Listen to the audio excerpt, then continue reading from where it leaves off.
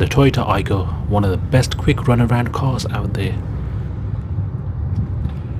Took the Aygo for an MOT renewal.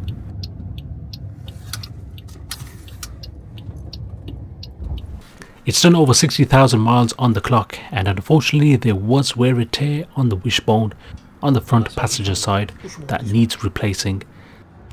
This? Yeah, complete this one. Oh, Up to here.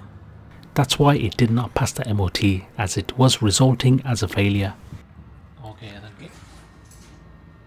This part here was worn out.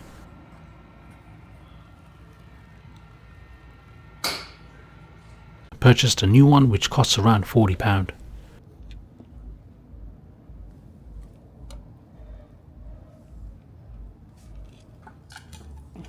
Okay. Yes. The link was also replaced, as this one was worn out too, which costs around £10.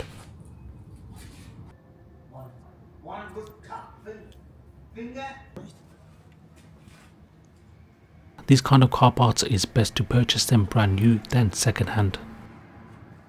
All nicely fitted. Okay, yeah, that's great. Retest complete and passed. Drive safe guys, peace.